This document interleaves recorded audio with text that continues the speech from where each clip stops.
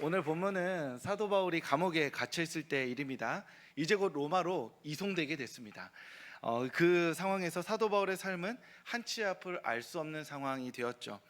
그때 밤에 하나님께서 사도 바울에게 나타나십니다. 그리고 말씀하세요. 로마에 가서 내 증인이 될 거다라고 말이죠. 사도 바울 입장에서 이 말씀이 좋은 말씀입니다. 어찌됐든 지금 예루살렘 감옥에 있는데 여기에서 죽지는 않겠다라는 마음이 드니까 이제 내가 로마에서 정말로 복음의 증인이 될까라는 어떤 기대감, 그리고 또 어떤 방식으로 내가 증인이 될 수 있을까라는 약간의 두려움도 있을 겁니다. 그런데 이 하나님의 음성을 어디에서 듣느냐에 따라서 이 말씀의 질감이 완전히 달라진다 할 수 있습니다. 예를 들어 사도 바울이 자유인 신분이었으면 오늘 자다가 하나님께서 로마로 가라 이러셨으면은 내가 텐트를 만드는 일을 하니까 텐트 만드는 일로 로마에 가겠구나 생각했을 것이고, 또는 내가 지금 로마 시민권이 있으니 어떤 좀 높은 위치로 가서 귀족들에게 복음을 전하게 되지 않을까라는 좀 장밋빛 꿈 같은 거를 꿀 수 있겠죠. 왜냐하면 내가 지금 자유인이니까. 그런데 지금 사도 바울은 감옥에서 이 얘기를 들었습니다. 그리고 자기를 죽이겠다고 하는 사람들이 막 많아요. 언제든 죽이려고 이렇게 이를 갈고 있는 사람들이 있습니다. 이때 하나님께서 로마에서 복음을 전하게 될 것이다 이렇게 자다가 이렇게 딱 꿈꾸다가 딱 들으면은 여러 복잡한 마음이 드는데, 첫째, 편지를 써야 되나? 내가 왜냐하면 지금 감옥에 갇혀 있으니 로마의 복음을 전하려면 편지가 필요한가 생각했을 겁니다. 그 둘째는 가장 안 좋은 생각이죠. 순교하나? 왜냐하면 순교해서 내 죽음이 로마에 알려지면 순교자 바울로도 알려질 수 있겠죠. 그리고 사도 바울이 가장 원하는 것처럼 예루살렘에서 로마로 감옥으로 이송되면서 죄수로 가서 만날 수 있는 사람들에게 복음을 전하게 될까 생각했을 겁니다. 그러니까 하나님의 똑같은 말씀이라 하더라도 어디에서 언제 듣느냐에 따라 그 질감이 완전히 달라지게 된다라는 것이죠. 예를 들어서 주님께서 원수를 사랑해라 라고 말씀하셨어요. 그런데 예배 이 자리에서 들을 때는 원수를 사랑하라는 말씀이 그렇게 부담이 되는 말씀이 아닙니다. 왜냐하면 일단 곁에 원수가 없잖아요. 그러니까 그냥 뭐 이 정도 말씀이야 아멘 막 이렇게 할 수 있어요. 근데 집에 가서, 집에도 원수가 없으시죠? 당연히 없길 바랍니다. 그래서 이제 집에 가서도 갑자기 성경 묵상하다가 원수를 사랑하라고 하세요. 그러면 뭐 집에도 원수가 없으니까 너무 할렐루야 아멘 하고 이제 사무실 갔는데, 사무실 아침에 또 30분 일찍 출근해서 성경 피면서 주님 오늘 원수를 사랑하라 말씀하시는데 딱 문 열고 처음 들어오는 사람이 준 원수, 이렇게 그럴 수 있잖아요. 없기를 바랍니다. 저는 없어요. 저는 없는데 성도님도 혹시나 모르니까. 즉 그 원수를 사랑하라는 말씀이 집에서 읽을 때랑 사무실에서 읽을 때랑 엄청나게 결이 다른 거예요. 그리고 운전하고 갈 때 아무 차도 없을 때는 그 말씀이 대체 원수를 사랑하라는 말씀 왜 하는 거야? 이렇게 쉬운 말씀을 하는데 옆에서 막 칼치기 하고 막 창문 내려서 막 이렇게 하면은 이제 이 말씀이 얼마나 어려운 말씀인지, 정말 순교의 말씀인지 깨닫게 된다라는 것이죠. 사랑의 원자탄으로 잘 알려진 손영원 목사님 일화가 있습니다. 여순 사건 때 아들 둘을 잃게 돼요. 근데 그 아들 둘이 잃을 때 이제 이 아이들을 죽게 만든 안재선이라는 청년이 있었습니다. 사람들을 이끌고 이렇게 폭력을 행해서 살인을 하게 된 거죠. 그때 이 안재선이라는 청년이 결국에는 나중에 잡히게 되고 감옥에 들어가서 사형 선고를 받게 됩니다. 그때 손영원 목사님께서 우리 아들들은 이미 죽었고 이 안재선이라는 청년은 살았으니 이 사람을 살려달라라고 해서 구명 운동을 펼쳐요.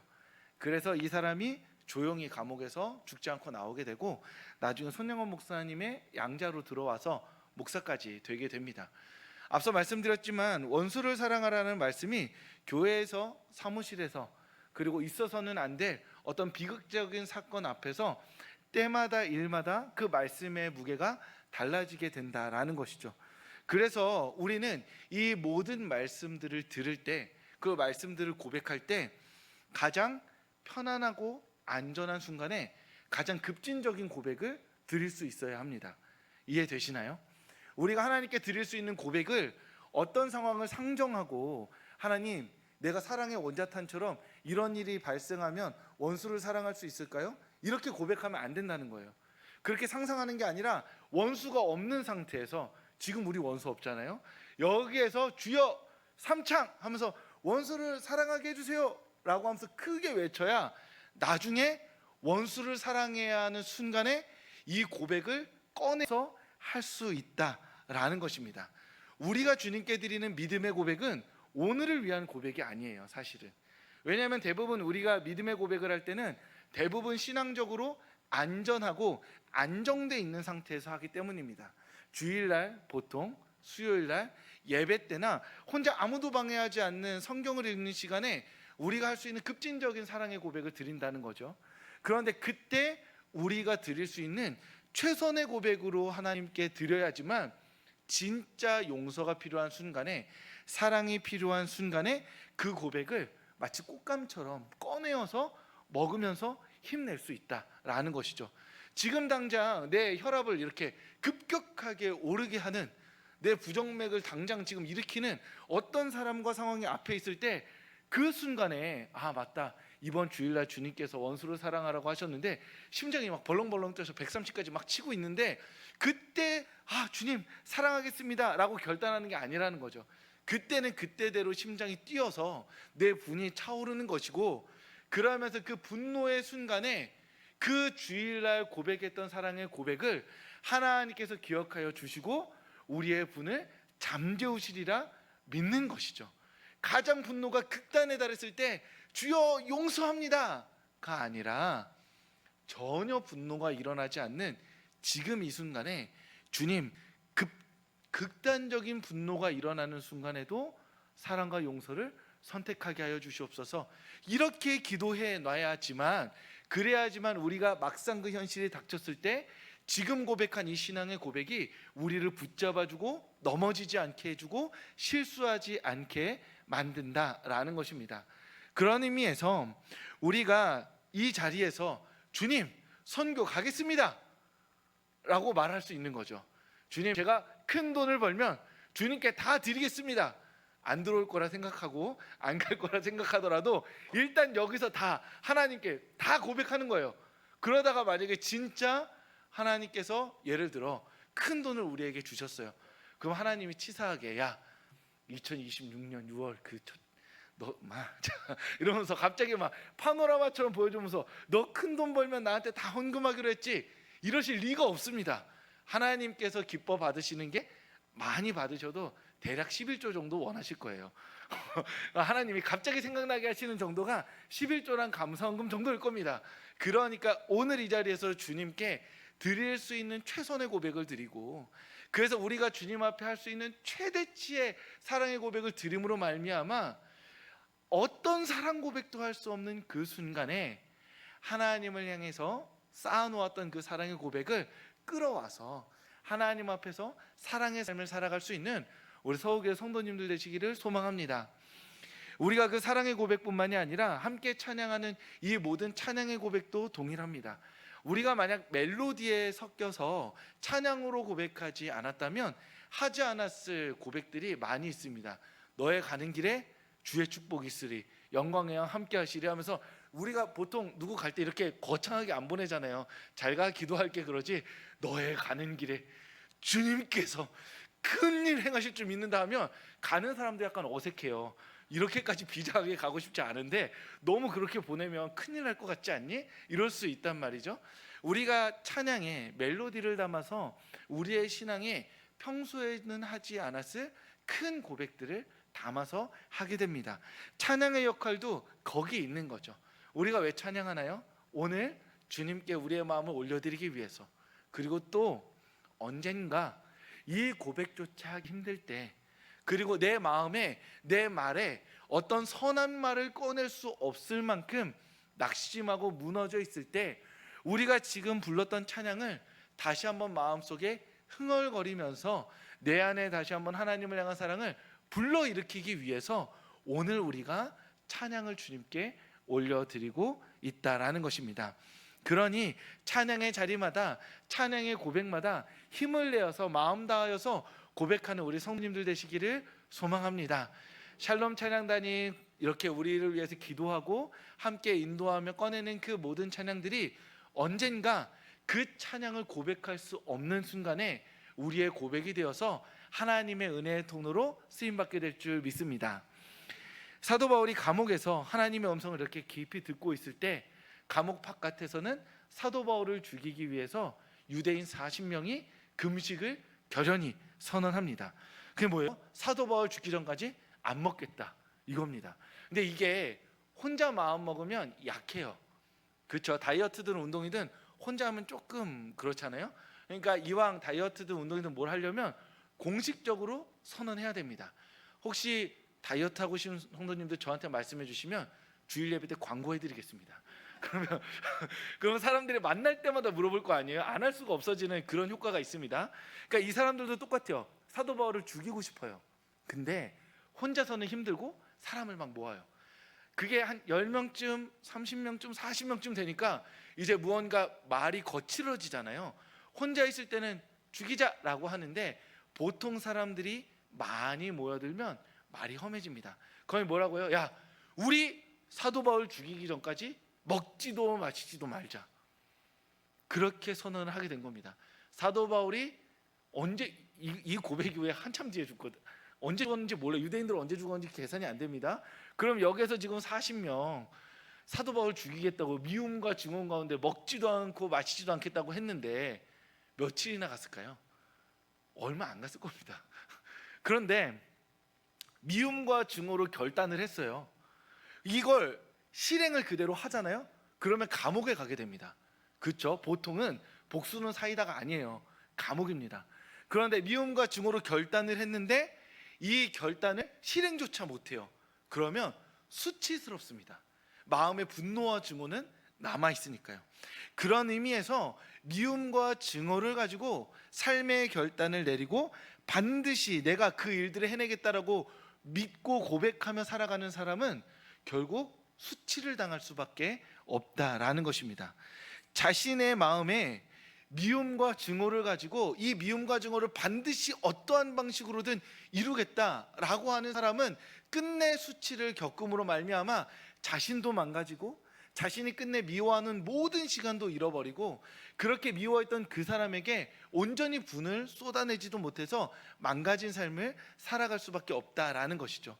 앞서 말씀드렸듯 우리가 주님 앞에서 사랑을 결단하고 용서를 결단해야 되는 이유가 여기 있습니다. 우리가 진짜로 실제로 미워하는 사람을 향해서 한 대 진짜 콱 쥐어받고 싶은데 왜 우리가 콱 쥐어받고 싶어 하죠? 못하니까요. 실제로 콱 쥐어받는 사람들은 이 말을 안 합니다. 가서 쥐어박으면 끝나요. 그런데 우리 모두는 다 착하기 때문에 아우 쥐어받고 싶은데 다 여기서 멈추죠. 내가 참는다. 그래 집에 가서 냉수 마시면서 속 한번 튀고 자는 거예요. 잘 때도 억울하고 분하고 아침에 일어나도 분하고.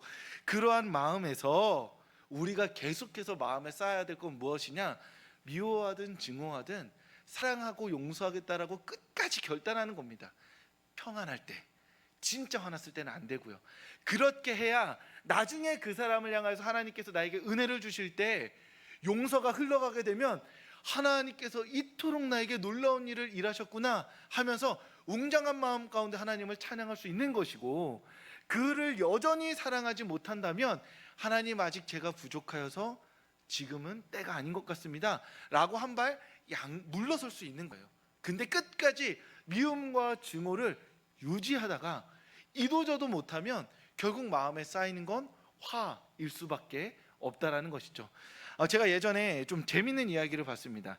아주 얼굴만 보면 아는 유명한 파이터가 있어요. 남자들은 다 아는 이렇게 파이터입니다. 근데 그 사람이 이렇게 도로를 가는데 어떤 이제 고급차가 굉장히 거칠게 운전을 했다고 해요. 그래서 자신도 약간 참지 못해서 거칠게 운전을 했다고 합니다. 결국 이 결말이 뭐였느냐? 도로 양측에 차를 댄 거예요. 차를 대면서 이 사람이 아차 싶었대요. 왜냐하면 자기가 괜히 흥분해가지고 나와서 밀거나 어떠한 방식으로든 분노를 표출하면 이게 자신은 밥벌이가 끊기잖아요. 근데 지금 저 상대방도 보통이 아닌 거예요. 한참을 운전해서 싸웠기 때문에. 그래서 저 사람이 나왔는데 덩치가 좀 있더래요. 그러니까 저 사람이 덩치를 믿고 나에게 분노를 쏟으려고 왔구나. 그래서 고민하다가 자기 얼굴을 그래도 못 알아볼 수 있으니까 미안하다고 말하려고 내리지 않고 딱 창문을 내렸다고 합니다. 그 사람이 와가지고 하고 딱 창문을 딱 내려서 아저씨 죄송합니다 이랬는데 자기 얼굴을 알아봤다는 거예요. 바로 팬입니다 하고 돌아갔대요. 그래서 자기가 그 상황을 보면서 얼마나 감사한지 몰랐다는 거예요. 그 사람이 혹시 얼굴을 못 알아봐서 야 너 나와 이랬다가 혹시라도 맞붙으면 자기가 자신의 모든 커리어를 이룰 수 있는데 다행히 알아보고 자신도 멋져고 하면서 팬이라고 하고 차 타고 돌아갔다라는 거예요. 압도적인 폭력 앞에서는 분노 조절 장애가 치유됩니다. 네, 이해되세요? 네, 탱크 앞에서는 분노가 안 나요. 나한테 총을 들고 있는데 어디서 분노가 나요? 내가 100번 싸워서 질 수밖에 없는 어떤 거대한 남성의 폭력 앞에서는 모든 분노가 가라앉을 수밖에 없다라는 겁니다. 반복해서 말씀드리지만 내가 증오와 미움을 끊임없이 갖고 있어 봤자 결국 그 증오와 미움의 대상이 나보다도 압도적인 폭력을 갖고 있다면 나는 그 앞에서 멈춰설 수밖에 없습니다. 결국 손해는 내가 다 끌어안을 수밖에 없다는 것이죠. 그런 의미에서 우리는 언제나 하나님을 향한 사랑과 용서를 되뇌일 수 있어야 합니다. 불가능하다는 거 알아요. 내가 누군가를 용서하고 사랑할 만큼 웅장한 마음을 갖지 못하는 거 압니다. 그럼에도 불구하고 하나님 앞에서 사랑을 누적해놔야 언젠가 용서라도 했을 때, 그 기적 같은 일이 일어났을 때 하나님 앞에서 감사하고 찬양하며 하나님께 쓰임 받았다라는 뿌듯한 마음이라도 가질 수 있다라는 것이죠. 그러니 마음 가운데 여러 복잡한 마음들, 그리고 사실은 꼬여있는 마음들, 그래서 꼴보기도 쉽지 않은 그 엉켜있는 마음들이 있다면 하나님 앞에서 하나님 사랑과 용서를 선택할 수 있게 하여 주시옵소서. 괜한 미움과 증오로 삶을 낭비하지 않게 하여 주시고, 하나님께서 사랑과 용서를 이루실 때 하나님 앞에 웅장한 마음으로 감사할 수 있는 제가 되게 하여 주시옵소서. 그렇게 기도하는 성도님들 되시기를 소망합니다. 사도 바울이 그렇게 감옥에 갇혀서 사도 바울을 죽이고자 할 때 유대인 40명이 있었고, 하나님은 사도 바울을 로마로 보내겠다고 하셨습니다. 이 모든 복잡한 상황 가운데 하나님이 쓰셨던 한 인물이 바로 오늘 본문의 제목인 바울의 생질, 외조카였습니다. 그 외조카가 왜 거기를 맴돌고 있었을까요? 아침에 사도 바울 감옥 근처에서 유대인 40명이 사도 바울 죽이겠다고 막 씩씩거리고 있는데 얘가 왜 거기 있었을까요? 사도 바울을 걱정하니까. 아침에 감옥에 가서 괜찮은지 물어보고 상황을 좀 파악하고 도움이 될 게 있나 알아보고 싶어서였겠죠. 그러니까 사도 바울 감옥을 맴돌면서 혹시 무슨 일이 있나, 유대인들 요새 정서가 좀 어떤가 돌아보고 있다가 정말 우연히, 그 상황 안에서는 우연히 유대인 40명이 죽이겠다는 얘기를 듣게 된 겁니다. 그 들은 것을 가지고 사도 바울에게 알려줘서 사도 바울이 로마로 갈 수 있었던 거예요. 하나님께서는 사도 바울에게 꿈을 꾸게 하셨고 로마로 가게 될 것이라는 결론은 보여주셨습니다. 근데 그 결론이 어떻게 이루어질 건지는 아무도 몰라요. 근데 유대인들은 사도 바울을 죽이겠다고 칼을 갈고 있는 상황입니다. 그러니 하나님의 말씀이 성취되고 이루어지려면 누군가가 필요한 것이죠. 하나님은 그 누군가를 사도 바울을 걱정하고 아끼는 마음에 외조카 한 사람을 통해 그 일을 이루어 가십니다.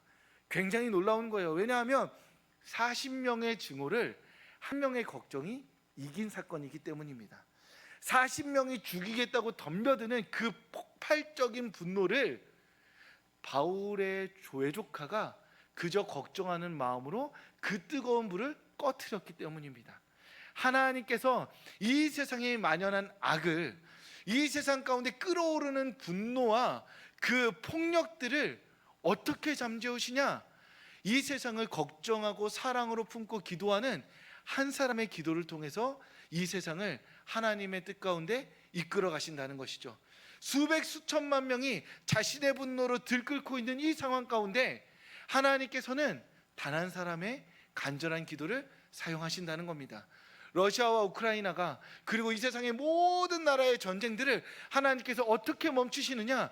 동일한 힘과 권력으로, 동일한 폭탄과 힘으로 쏟아부으시는 것이 아니라 우리 그리스도인이 믿기로는 이 세상을 향하여서 진실되게 걱정하며 눈물로 기도하는 새벽의 그 한 사람의 기도를 통해서 이 나라와 역사 가운데 평화를 이루어 가실 줄 믿습니다.